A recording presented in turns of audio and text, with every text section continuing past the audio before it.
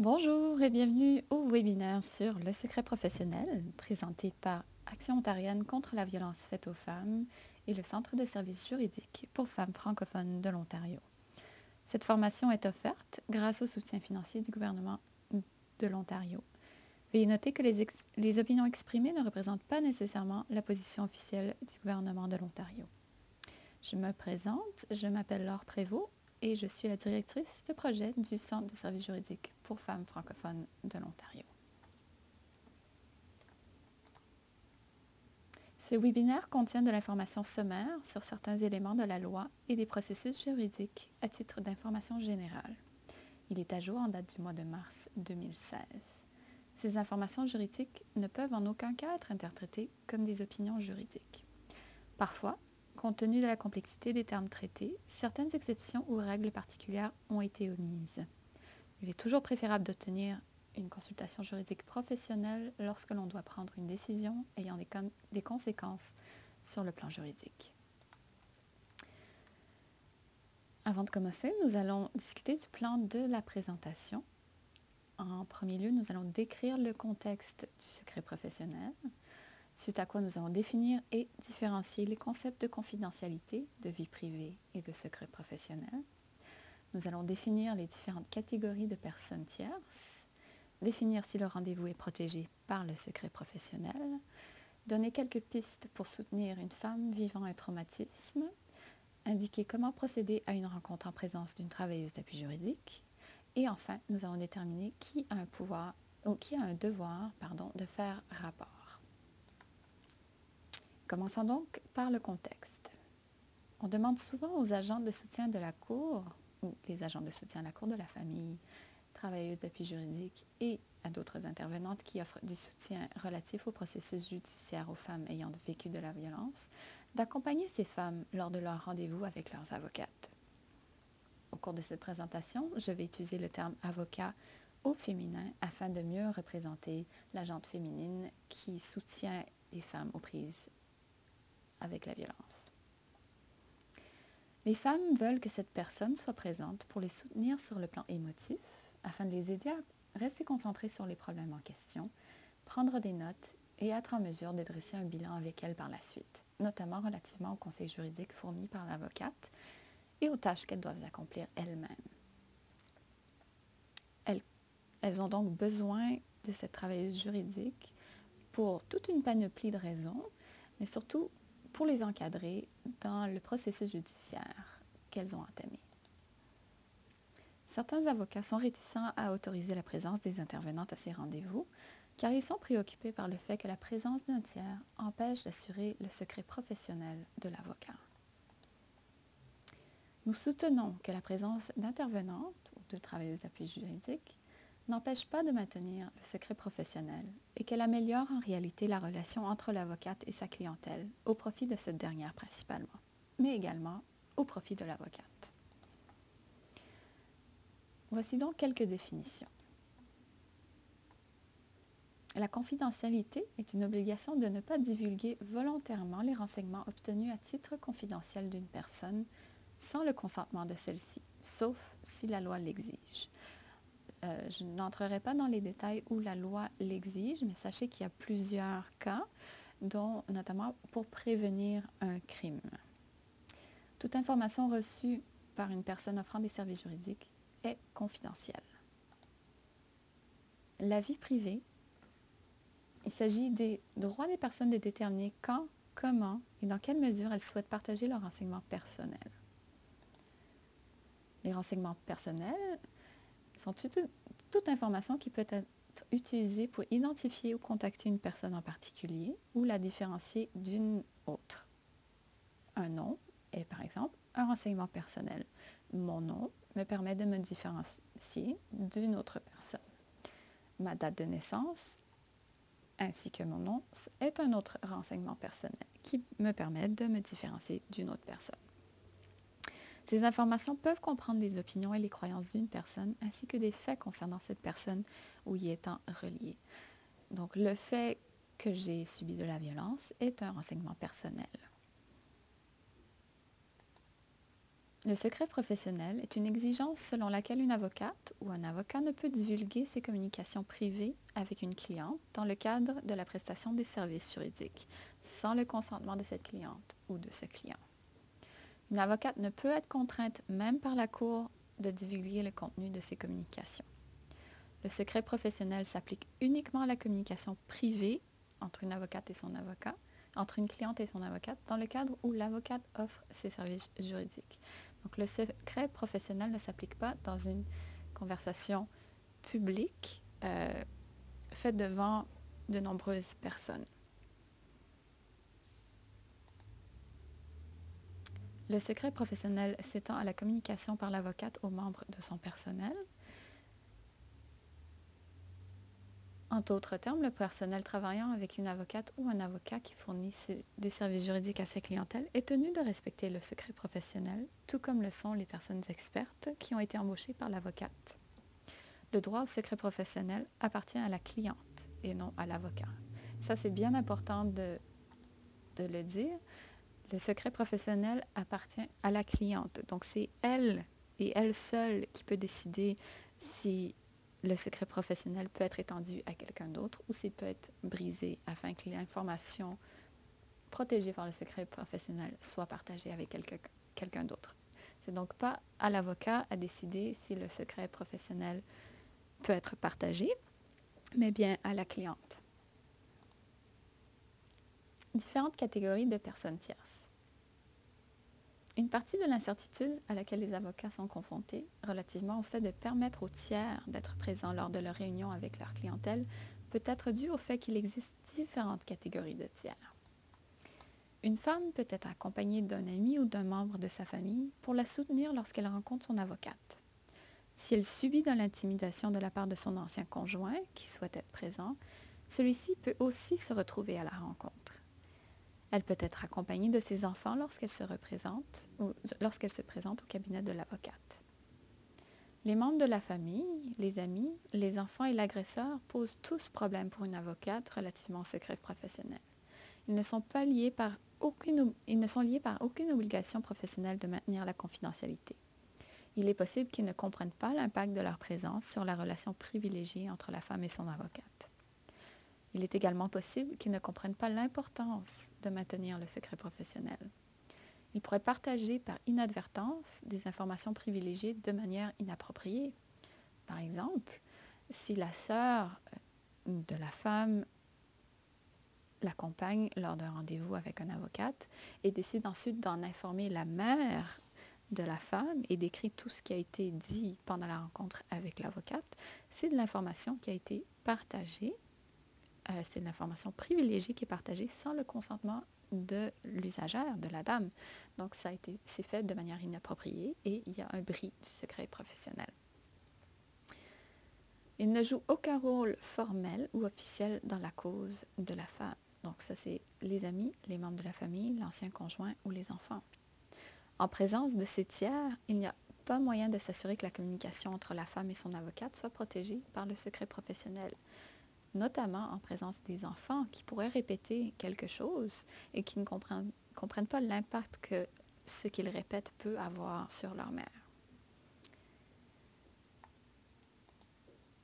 Une femme peut également avoir recours à des services d'interprétation linguistique, notamment lorsqu'elle ne parle pas la langue officielle de l'avocat, ou au service d'une travailleuse juridique lorsqu'elle est notamment victime de violence et qu'elle souhaite être accompagnée dans le cadre de ses rencontres avec une avocate.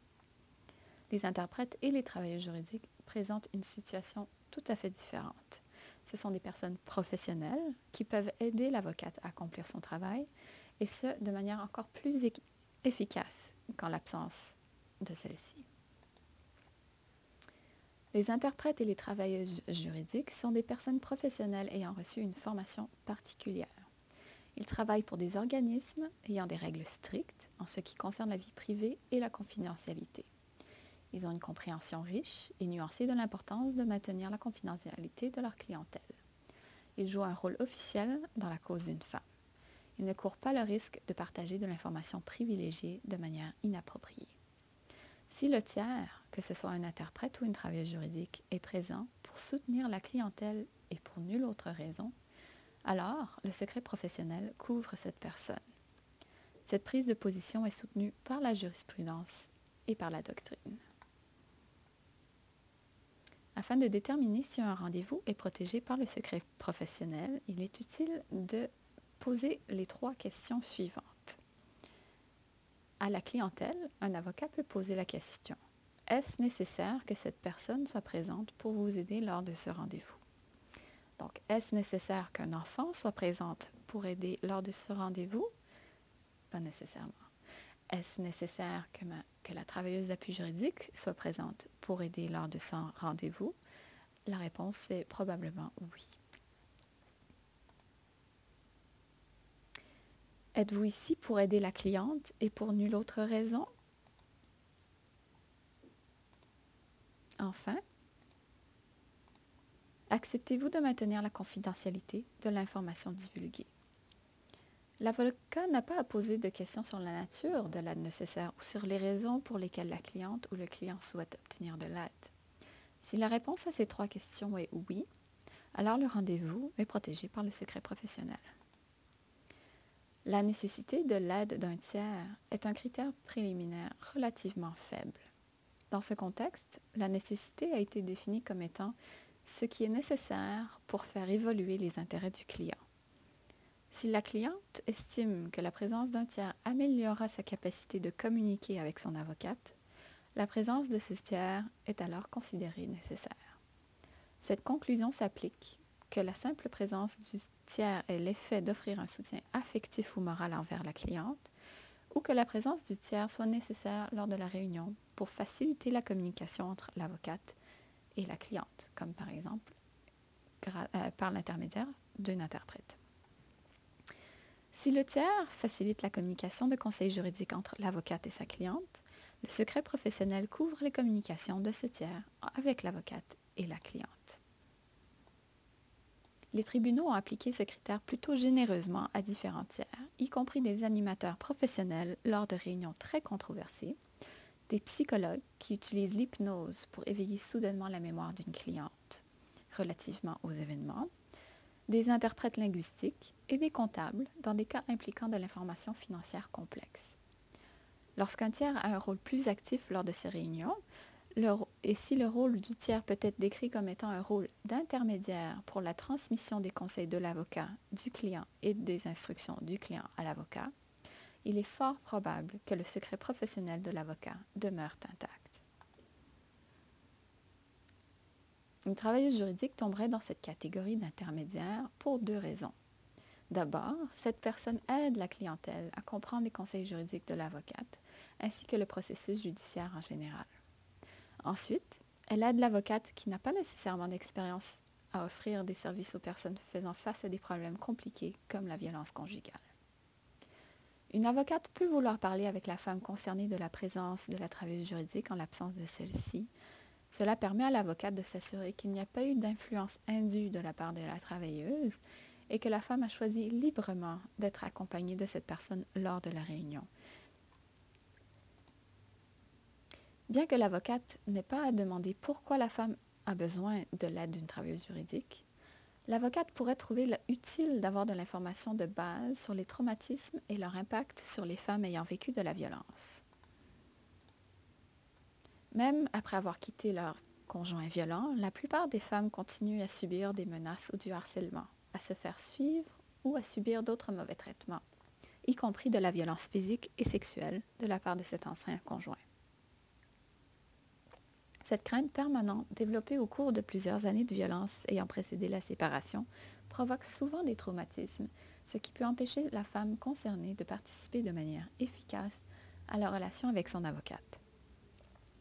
Elle peut avoir de la difficulté à se concentrer sur sa cause, à écouter et à retenir les informations et les conseils prodigués par son avocate et son avocat, ou à accepter les stratégies qui lui sont présentées. Une femme peut se livrer à des comportements d'évitement ou à ne pas être fiable lorsque vient le temps de se présenter à ses rendez-vous ou de remplir des documents. Son affect, son expression, ses émotions peuvent être amoindries. Elle peut sembler détachée, ou même insensible face à ses enfants ou aux résultats de sa situation. Elle peut prendre des décisions qui peuvent sembler nuire à son meilleur intérêt. Comme par exemple, elle peut décider de renoncer aux droits sur la maison familiale ou à ses droits à une pension alimentaire, alors que ce serait dans son intérêt financier. Une travailleuse juridique professionnelle et qualifiée peut aider la femme à gérer ses traumatismes, la planification des rencontres avec son avocat et la prise de notes lors de ses réunions. Cela permet à cette femme de se concentrer sur les informations et les conseils de son avocate. Les notes prises par la travailleuse juridique seront très utiles pour cette femme suite au rendez-vous, alors qu'elle aura de la difficulté à se rappeler de tout ce qui a été discuté. Nous allons maintenant parler de rencontrer un avocat en présence d'une intervenante. Si une femme se présente avec sa travailleuse juridique lors des rencontres avec son avocate, il est utile de passer une partie de la première réunion à examiner et à confirmer le rôle de la travailleuse et les modalités ou les limites de ce qu'elle a ou peut accomplir. Après cela, l'avocate pourra procéder comme si la travailleuse n'était pas là. La communication devrait toujours être orientée vers la femme et non l'intervenante. Seule la femme devrait donner des instructions. Il s'agit d'un rendez-vous pour la femme et non un rendez-vous pour la travailleuse. Qu'en est-il du devoir de faire rapport? L'obligation légale de signaler le fait de soupçonner qu'un enfant puisse avoir besoin de protection peut être vue comme un défi si une travailleuse juridique est présente au moment où une femme partage cette information avec son avocate. Cette question devrait être abordée lors du premier rendez-vous où ces trois parties sont présentes. Étant donné que le secret professionnel de l'avocat l'emporte sur le devoir de faire rapport tel qu'énoncé dans la loi sur les services à l'enfance et à la famille, à l'article 72, la travailleuse juridique peut avoir l'obligation de faire rapport, même si ce n'est pas le cas pour l'avocat. Dans ce cas, la travailleuse juridique sera liée par les politiques et les procédures de son organisation, ce qui pourrait l'obliger à communiquer des informations apprises lors d'une rencontre entre la femme en question et son avocat. Cependant, dans la grande majorité des cas, cette femme sera déjà cliente de l'organisme où la travailleuse juridique travaille, et toute divulgation relativement aux enfants aura fort probablement déjà été faite dans ce contexte. En d'autres termes, il est très peu probable que la rencontre entre l'avocate soit la première fois que la travailleuse juridique entende la femme concernée dire quoi que ce soit qui puisse déclencher le devoir de faire rapport. En conclusion, bien qu'il existe des défis relativement au maintien du secret professionnel, lorsqu'une travailleuse juridique est présente lors des réunions entre une femme et son avocate, les avantages l'emportent largement sur les inquiétudes. Toute avocate représentant des femmes ayant vécu de la violence devrait envisager sérieusement les avantages d'inclure la travailleuse juridique de ces femmes lors de toutes les rencontres. Les points clés dont on doit tenir compte sont les suivants. On doit faire distinction entre les tiers professionnels, tels que les interprètes et les travailleuses juridiques, et les tiers non professionnels, tels que les membres de la famille, les amis, les enfants, et ce, de manière très claire. Les travailleuses juridiques peuvent faciliter le travail de l'avocate en gérant la plupart des questions qui ne sont pas strictement juridiques auxquelles la femme est confrontée et en l'aidant à fonctionner efficacement malgré ses traumatismes. Lorsqu'un tiers est présent exclusivement dans le but d'aider la clientèle, le secret professionnel s'étend à ces réunions. Enfin, l'avocate devrait avoir une conversation avec sa cliente en l'absence de la travailleuse juridique afin de s'assurer qu'il n'y a pas eu d'influence indue. Tant les clientes que leurs avocates affirment que lorsqu'une travailleuse juridique est impliquée dans leurs réunions, leur expérience et les résultats sur le plan juridique sont nettement meilleurs.